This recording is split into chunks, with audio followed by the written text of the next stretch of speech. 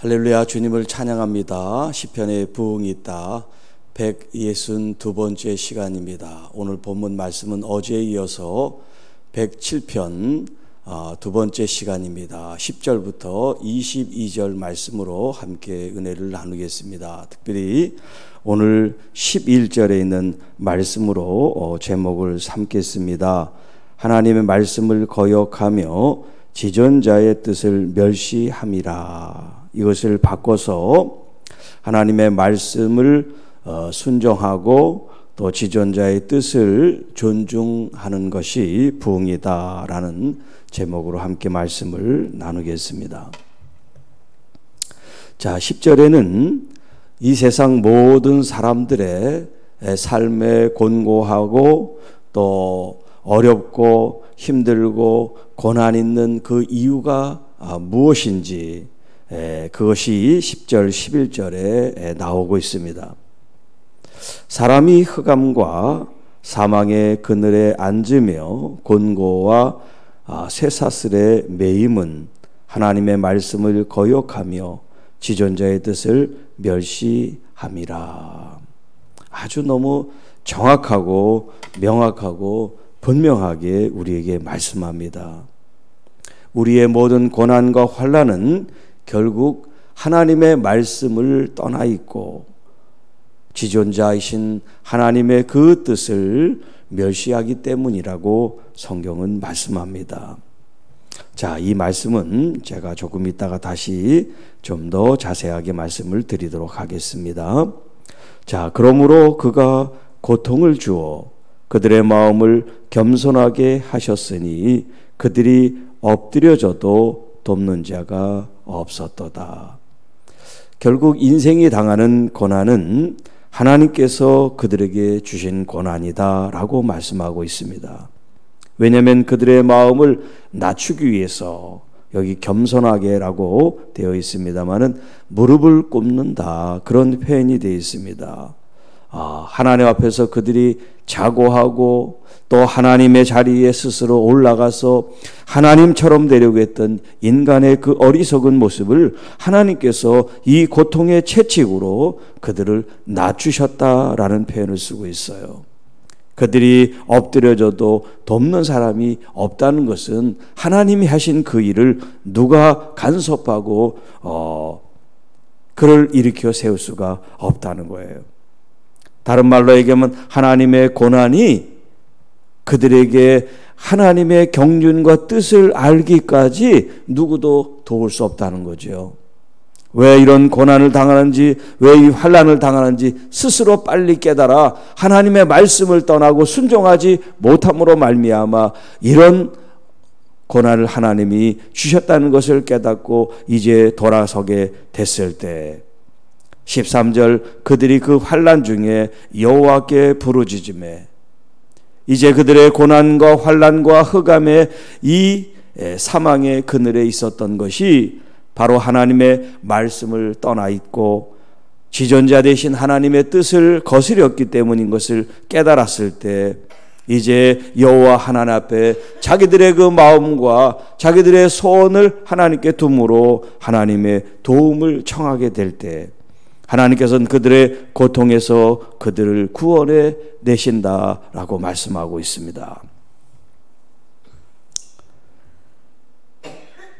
자, 14절, 흑암의 사망의 그늘에 인도하여 내시고 또 그들의 얼고 맨 줄을 끊으셨도다.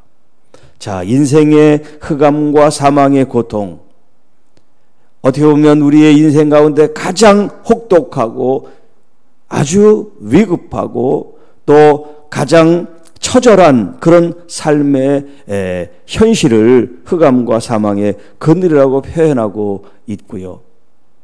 또 10절에 있는 것처럼 곤고와 쇠사슬의 매임이라고 다른 표현을 하고 있습니다.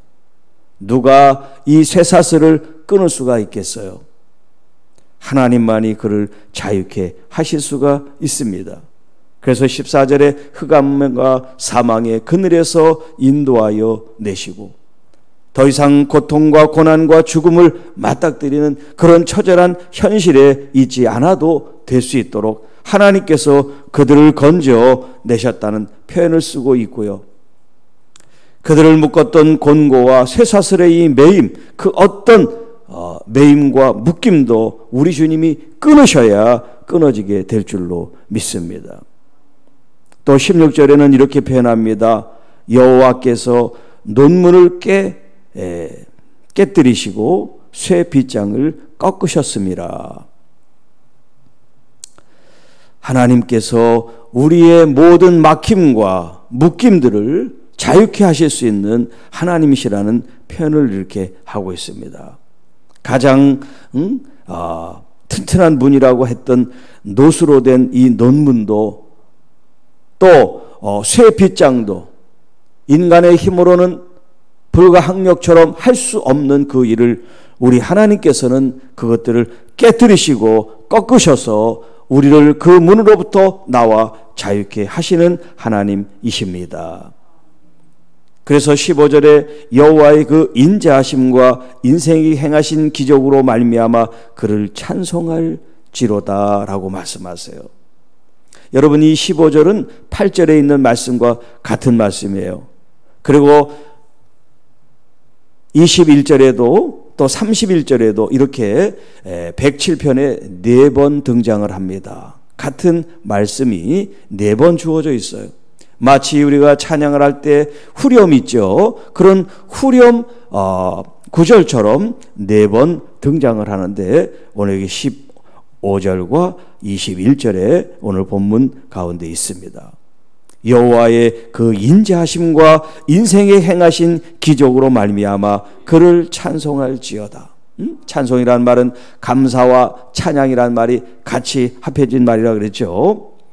자, 이렇게 우리의 흑암과 사망의 그늘에서 또 곤고와 쇠사슬의 매임에서 그 누구도 우리를 자유케 할 수 없는데 여호와 하나님만이 우리를 그 논문을 깨뜨리시고 쇠빗장을 꺾으셔 자유케 하실 수 있습니다. 여러분, 그것은 우리가 착해서 우리가 회개해서가 아니라 하나님의 그 인자하심 때문이에요.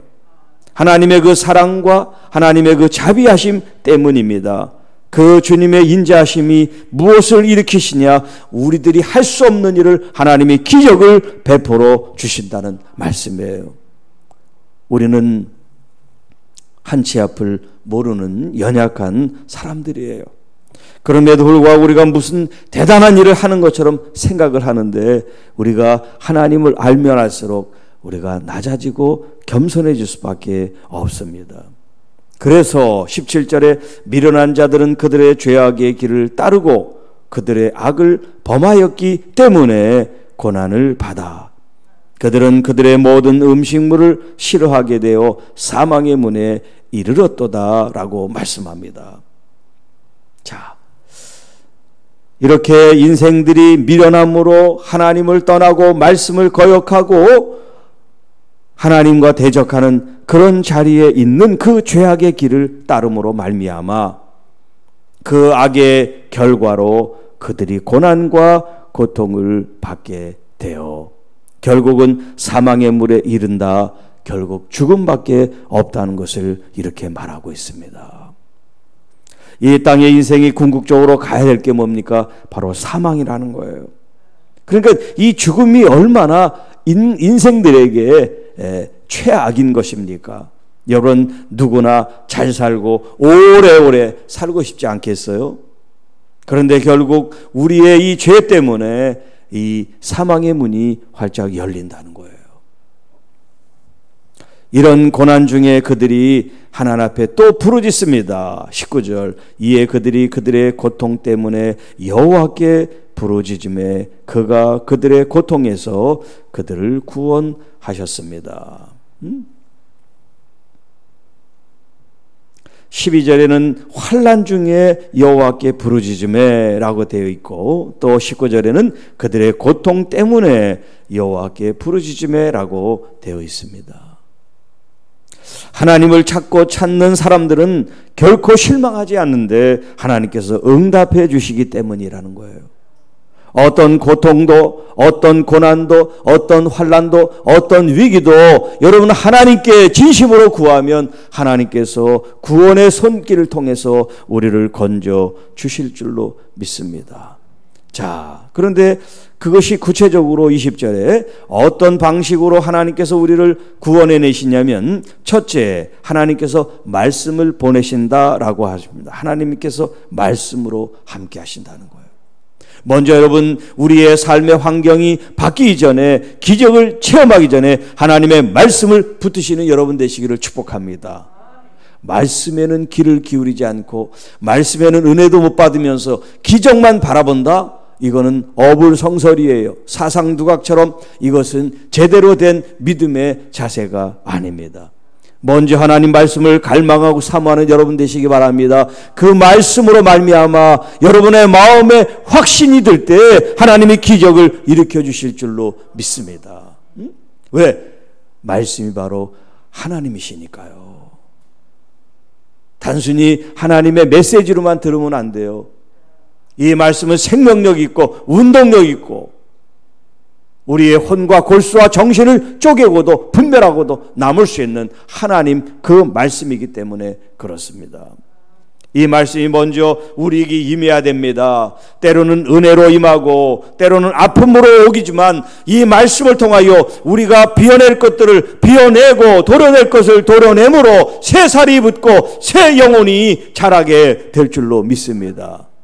마치 여러분 칼로 살집을 잘라내면 얼마나 아픕니까? 그러나 이것이 썩은 부위라면 잘라내야 내 몸 전체를 구할 수가 있다는 거예요. 여러분, 하나님 말씀이 때로는 딱딱하고 힘들지라도 그것을 여러분 부셔 먹으시기 바랍니다. 그래야 여러분 심령이 자라고 성장할 수가 있습니다. 언제까지나 부드럽고 남이 씹어준 것만 좋다고 먹을 수가 있겠어요. 이제 성이 되고 성장했으면 딱딱한 음식도 아멘으로 받아들여서 소화할 수 있고 그것을 여러분의 삶 속에 나타낼 수 있는 하나님의 자녀들이 되어야 될 줄로 믿습니다. 그러니까 가장 중요한 것은 하나님의 말씀으로 우리가 일어서는 거예요. 아직 삶에 변화가 없습니까? 아직 질병에서 그대로 아픔과 고통 속에 있습니까? 그럼에도 말씀을 붙잡으시기를 바랍니다. 이 말씀이 능력이고 이 말씀이 하나님의 음성이고 이 말씀이 하나님 그 자신이 될 수 있도록. 자, 두 번째는 그들을 고치신다라고 말씀하세요. 여러분, 이 땅에 아프지 않은 사람은 아무도 없습니다. 몸이 아프든 마음이 아프든 영혼이 아프든 누구나 다 연약함을 가지고 있습니다. 어떤 사람은 정말 어릴 때부터 그 가지고 있는 상처와 아픔들이 성인이 되고 노년이 되고 죽는 날까지 그 아픔을 해결하지 못한 그런 사람들도 우리 주변에 있습니다. 한을 맺혀서 그걸 풀지 못하고 결국 생을 마치는 사람들이 있단 말이에요. 여러분, 하나님의 말씀이 여러분에게 임할 때 하나님께서는 그 말씀을 통하여 여러분의 심령과 여러분의 육신을 고치시는 줄로 믿습니다. 그러니까 또 따로 하나님 고쳐주세요 라는 표현을 하지 않더라도 하나님은 여러분의 심정과 여러분의 사정과 여러분의 형편을 다 아시기 때문에 하나님은 여러분 계속해서 만지시고 고치시고 치료하실 줄 믿습니다. 믿음이 있어야 돼요. 내가 말씀을 받는 이 순간 하나님은 나를 치료하신다. 나를 회복하시고 나를 온전케 하시는 하나님이라는 믿음을 가지시기를 바랍니다. 세 번째, 위험한 지경에서 건지시는도다. 여러분, 우리의 삶의 환경 속에 하나님은 개입하시고 섭리하시고 역사하실 줄로 믿습니다. 여러분 지금 어떤 위기와 어떤 환난 속에 있습니까? 염려하지 마세요. 하나님이 여러분을 건져내 주실 줄 믿습니다. 위험하고 또 급하고 힘들고 곤고한 그 지경, 그 자리, 그 환경이 어떠하든지 하나님께는 상관없어요. 영어로 하면 no problem. 문제 없어요. 우리가 문제지. 이 코로나나 여러 가지 전쟁과 뭐 기근이나 이런 것들이 우리에게는 위기고 위험한 상황일지 모르지만 하나님 앞에는 no problem이란 말이에요. Don't worry. 걱정하지 마세요. Be happy. 여러분, 하나님 안에 있는 사람은 참 평안을 얻고 행복하십시오. 자, 또 후려운 말씀입니다. 21절. 여호와의 인자하심과 인생에게 행하신 기적으로 말미암아 그를 찬송하리로다. 그러니까 여러분, 사실 우리가 하나님의 이 은혜는 매 순간마다 우리가 지금 경험하고 있는 거예요. 우리가 살아가 있는 이 자체가 기적인 줄로 믿습니다. 우리가 죽지 않고 하나님께서 우리를 지키시고 인도하시고 보호하셔서 이렇게 예배할 수 있다는 거 얼마나 이게 아름다운 은혜고 큰 기쁨의 은혜인지 모릅니다.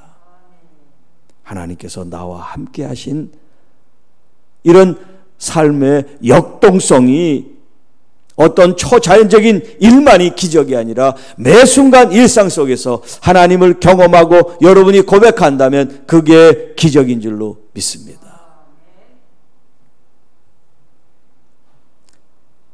자다가 아침에 일어나서 또 움직이고 활동하고 생각하는 이것이 너무나 자연스럽고 뭐 생각 없이도 다 되니까 이게 은혜고 축복인지 모르지만 여러분, 병상에서 일어날 수 없는 사람 생각해 보세요. 한 달, 두 달도 아니고 1년, 2년, 몇 년 동안 일어날 수 없는 그 사람들을 생각하면 여러분, 우리가 자다가 이렇게 아침 시간이 돼서 일어난다는 게 이게 얼마나 큰 은혜고 축복인지 모릅니다. 말할 수 있고 생각할 수 있고 움직일 수 있다는 거 얼마나 큰 은혜요. 이것이 기적인지 모릅니다. 일상이 아니라 하나님의 인자하신 은혜로 생각하면 이게 다 기적인 줄로 믿습니다. 우리에게 행하신 기적으로 말미암아 그를 찬송할지어다. 그러니 여러분, 우리는 매 순간마다 범사에 감사라는 이 말씀이 정말 내 마음속에 와닿아야 돼요. 그래서 주님 앞에 우리가 두 손을 올려드리고 찬양으로, 경배로, 영광으로, 전기로 하나님을 영화롭게 해야 될 줄로 믿습니다. 자, 마지막 22절.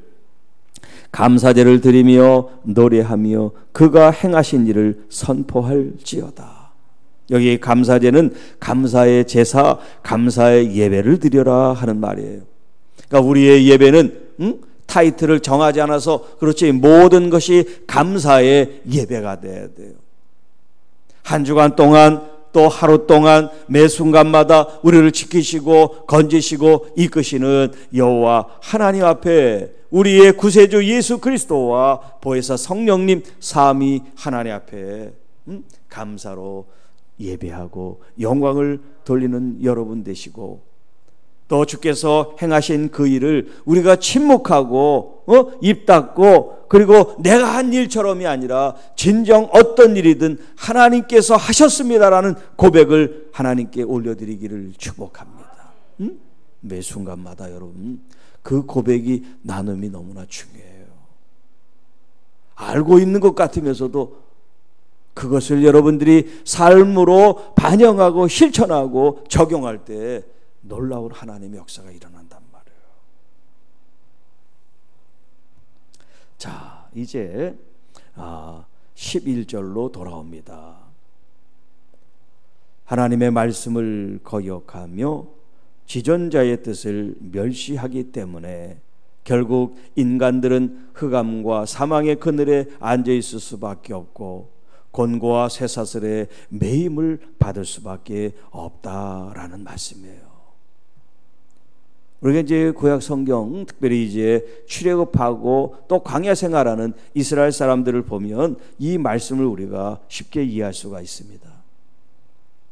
하나님께서 모세를 통하여 언약을 하시고 언약을 맺으시고 말씀을 주시지만 그들이 하나님의 말씀을 존중하고 하나님의 그 거룩한 뜻을 그들이 따르지 않았음을 보게 되죠. 그들의 현실은 불가능해요. 가나안 땅을 정복하는 게 그들 눈에는 불가능한 것처럼 보여요. 그러나 하나님은 그 땅을 하나님 기업으로 주신다고 말씀했어요. 자, 이 두 가지 선택이 있어요. 현실을 볼 것인가, 보이지 않는 하나님을 볼 것인가. 보이는 세상의 기준으로 생각하고 판단할 것인가, 보이지 아니하는 하나님을 보고 판단할 것인가. 이 두 가지 선택 앞에 이스라엘 백성들은 결국 보이는 세계를 선택하고 말았습니다. 하나님의 말씀이 무시된 겁니다. 하나님의 말씀이 땅에 떨어진 겁니다. 그들이 현실을 선택했다는 것은 하나님을 버렸다는 의미가 되는 거예요. 여러분, 우리의 일상에서도 항상 이 두 가지 선택이 주어져 있습니다.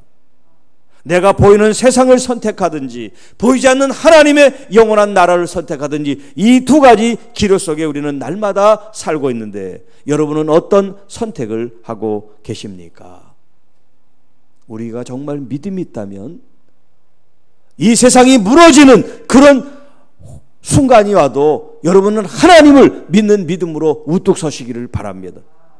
내 앞에 지진이 있고 홍수가 있고 태풍이 불고 그 어떤 이 외부적인 환경으로 나를 위협한다 할지라도 여러분, 죽으면 죽으리라는 믿음을 가지시기 바랍니다.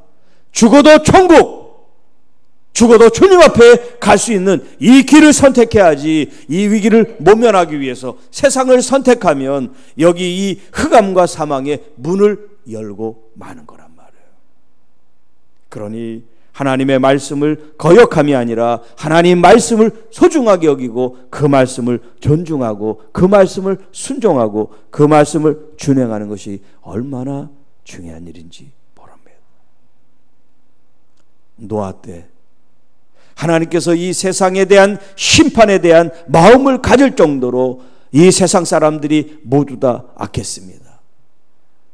생각하는 것마다 행동하는 것마다 하나님 앞에 죄를 짓는 이 인간들에 대해서 하나님은 심판을 계획하세요. 그러나 유일한 한 사람 노아에게는 하나님께서 호의를 베푸셨다라고 말씀하세요. 그가 여호와의 말씀을 준행하니라. 모두가 죄를 범할 때, 모두가 하나님께 등을 돌릴 때 유일하게 하나님 앞에 있었던 사람, 하나님의 말씀 앞에 무릎을 꿇고 귀를 기울이는 사람, 바로 그 한 사람, 노아와 같은 사람이 되시기를 축복합니다. 교회가 흔들리고 사람들이 요동을 치고 이 세상이 무너지는 그런 시간이 온다 할지라도 소위 최후의 종말의 날이 오더라도 여러분 눈썹 하나 깜빡하지 마세요. 여러분의 마음에 요동하지 마세요. 하나님은 이 세상을 창조하시고 이 세상을 주관하시는 여호와 하나님, 나의 아버지가 되십니다. 그분의 손을 놓치지 않으면, 그분의 품에만 안기면, 다윗이 그렇게 수없이 고백했던 대로 바위요 반석이요 요새요 산성이요 방패요 구원의 뿌리신 여호와시라. 두 번째는 지존자의 뜻을 멸시했는데 결국 그로 말미암아 하나님의 고난과 고통과 심판을 받을 수밖에 없는데, 우리가 하나님 앞에 참된 삶을 나가기 위해서는 지존자의 뜻을 멸시해서는 안 됩니다. 절대 안 되죠. 오히려 지존자 높으신 하나님의 뜻을 더 귀하게 여겨야 될 줄을 믿습니다. 그런데 대표적으로 하나님의 그 뜻을 멸시한 사람의 이야기가 나옵니다. 그게 바로 제사장 엘리의 두 아들 홈니와 비느하스의 이야기예요. 사무엘상 2장 30절에 이렇게 말씀합니다. 그러므로 이스라엘의 하나님 나 여호와가 말하노라. 내가 전에 내 집과 내 조상의 집이 내 앞에 영원히 행하리라 하였으나 이제 나 여호와가 말하노니 결단코 그렇게 하지 아니하리라. 하나님께서 그 엘리의 집과 그 가문을 영원토록 하나님께서 축복을 해주셨는데 이제 그 뜻을 돌이키셨다는 거예요. 왜냐하면 나를 존중히 여기는 자를 내가 존중히 여기고 나를 멸시하는 자를 내가 경멸하리라. 그 두 아들이 하나님의 성전 안에서도 성전 밖에서도 하나님께 가증한 일을 범함으로 말미암아 하나님을 멸시함으로 그들 가문에 내렸던 하나님의 이 언약을 취소하고 말았습니다. 그리고 이 35절에 이렇게 말씀합니다. 내가 나를 위하여 충실한 제사장을 일으키리니 그 사람은 내 마음 내 뜻대로 행할 것이라. 내가 그를 위하여 견고한 집을 세우리니 그가 나의 기름 부음을 받을 자 앞에서 영구히 행하리라. 이 사람이 바로 사무엘이죠. 자, 그런데 이 사무엘에 대해서 뭐라고 말씀합니까? 내 마음과 내 뜻대로 행한다라고 말씀하고 있어요. 지존자의 뜻, 하나님의 말씀을 거역하고 지존자의 뜻을 멸시함이라 이렇게 했을 때 여러분 왜 하나님의 말씀, 하나님의 뜻이라고 그러지 않고 지존자의 뜻이라고 그랬을까요? 같은 하나님에 대한 호칭인데, 명칭인데 이 지존자라는 뜻은 뭐냐면 가장 높고 존귀하신 분을 가리켜 지존하시다 그런 표현을 쓰잖아요. 그러니까 지존자의 뜻이라고 이렇게 표현하는 것은 여러분 우리가 이 세상에 아무리 고상하고 아무리 바르고 아무리 온전해도 지존자 하나님만 못하다는 거죠. 감히 그 지존자 하나님께 비교할 수 없다는 거예요. 그러니까 우리가 우리의 뜻대로 우리의 생각대로가 아니라 하나님의 뜻대로 하나님의 마음대로 살아가는 것, 그게 바로 정의고 그게 바로 공의고 그게 바로 우리의 삶이라고 말씀하고 있습니다. 그러니까 하나님의 뜻이 얼마나 중요합니까? 지존자 되신 우리 아버지의 뜻이 얼마나 중요합니까? 그래서 예수님께서 주님 가르쳐준 주기도문에도 뜻이 하늘에서 이루어진 것처럼 이 땅에서도 이루어지게 하옵소서. 아버지의 뜻이 하늘에서 이루어진 것처럼 아버지의 그 뜻이 이 땅에서도 우리의 삶 속에서도 그대로 이루어지기를 원합니다. 그렇게 기도하라고 말씀하잖아요. 단순히 기도만 하는 게 아니에요. 그 기도문은 우리가 그 뜻대로 살라는 걸 말씀합니다. 예수님의 교훈이세요. 마태복음 7장 21절 23절 말씀. 나더러 주여 주여 하는 자마다 다 천국에 들어갈 것이 아니요 다만 하늘에 계신 내 아버지의 뜻대로 행하는 자라에 들어가리라. 그 날에 많은 사람이 나더러 이르되 주여 주여 우리가 주의 이름으로 선지자 노릇하며 주의 이름으로 귀신을 쫓아내며 주의 이름으로 많은 권능을 행하지 아니하였나니 가리니 그때 내가 그들에게 밝히 말하되 내가 너희를 도무지 알지 못하니 불법을 행하는 자들아 내게서 떠나가라. 여러분 이 말씀에 우리가 이제 뭐라고 표현해야 될까요? 다시 경각성을 불러일으킨다고 하면 여기 보세요. 주님의 이름으로 선지자, 주님의 이름으로 귀신을 쫓고 주님의 이름으로 권능을 나타냈다. 주님의 일을 했다는 거 아닙니까? 주님의 사역을 했다는 거 아닙니까? 그럼에도 불구하고 예수님께서 그때 마지막 최후 심판의 그때 뭐라고 말씀합니까? 나는 너희들을 모른다. 주님의 이름으로 그런 권능을 나타내고 주님의 사역을 했는데 마지막 때는 주님이 뭐라고 말씀하십냐? 나는 너를 모른다. 불법을 행한 자들아. 여러분 예수님의 이름으로 우리가 이제 지난 주일날도 말씀을 드렸지만 바울이 예수님의 이름으로 권능을 나타낼 때 그걸 흉내낸 사람도 있잖아요. 그러니까 귀신이 뭐라 그럽니까? 예수도 알고 바울도 아는데 넌 누구냐 그랬죠. 자, 그런데 여기 있는 본문은 그와는 좀 달라요. 정말 예수님을 믿어요. 예수님을 믿고 순종함으로 말미암아 예수님의 그 이름으로 병을 고치고 귀신을 쫓고 역사를 나타냅니다. 예수님을 믿는 사람이에요. 예수님을 믿는 사역자예요. 그런데 마지막 때는 주님께서 모른다고 말씀하시는 이유가 뭔지를 우리가 알아야 된단 말이에요. 이게 예수님을 믿지 않는 사람들이 일어나는 게 아니에요. 예수님을 믿지 않으면 그런 기적이 일어날 수도 없어요. 예수님의 이름에 능력이 나타날 수가 없어요. 믿으니까 나타나는 거예요. 그런데 지금 이 말은 아버지의 뜻을 행하지 않았다는 게 이게 무엇냔 말이에요. 네. 아버지의 뜻은 아버지께 영광을 돌리는 건데, 우리가 기사와 이적을 나타내고 우리가 사역을 하고 우리가 한 것이 바로 내가 영광을 받는다는 거예요. 내가 영광을 받는 거예요. 나의 의가 되는 거예요.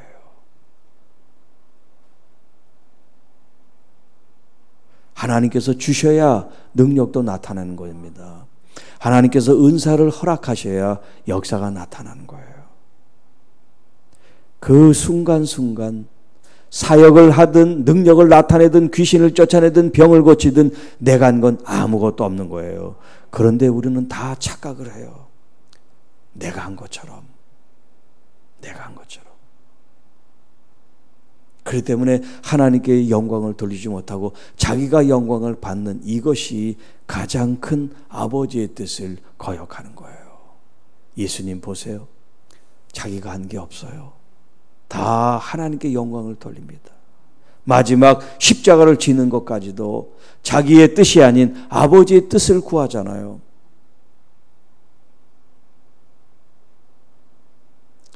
내가 할 수 있는 일도 항상 하나님께 여쭤보고 묻는 그 자세가 중요하단 말이에요. 이 사람이 아프니까 당장 고쳐주고 싶은 마음이야 우리가 있지만 그것 또한 하나님께 기도해야 된단 말이에요. 하나님 말씀해 주세요. 감동을 주세요. 하나님의 뜻대로 선포하고 명령할 수 있도록 하나님의 허락을 구하는 이 자세가 필요하다는 거예요. 크든 작든 하나님의 뜻으로 여러분 행하셔야지 마지막 때 하나님께서 우리가 충성된 종이라고 하나님께서 우리를 받아주시죠. 그렇지 아니한다면 천국에 들어갈 수가 없다라고 말씀하고 계십니다. 이제 말씀을 정리합니다. 하나님의 말씀을 우리가 순종하는 것, 하나님의 그 지존자의 뜻을 우리가 멸시하지 않고 그것을 존중함으로 받들어 섬기는 것, 이것이 부흥이다라는 거예요. 여러분, 부흥은 멀리 있지 않습니다. 오늘 이 순간 하나님의 말씀을 사모하고 그 말씀을 따라 여러분이 순종하는 그 삶이 바로 참된 부흥인 줄 믿습니다. 하나님 아버지 감사합니다. 오늘 주신 이 말씀을 통하여 하나님의 말씀에 순종하는 자, 지존자 우리 하나님 아버지의 그 거룩한 뜻, 온전한 뜻을 따라 순종하며 존중하는 우리 모두가 돼서 우리 안에 하나님 나라가 임하고 하늘에서 이루어진 뜻이 이 땅에 이루어질 수 있는 참된 통로로 도구로 쓰임받게 하여 주옵소서. 그래서 우리 각자가 또 모인 공동체 교회가 더 나아가 한국교회가 하나님의 뜻을 행하는 교회들이 되게 하여 주시고 하나님의 뜻이 이 땅에 나타나는 성도들이 되게 하여 주옵소서. 우리 구주 예수님의 이름으로 감사하며 축복하며 기도하옵나이다. 아멘.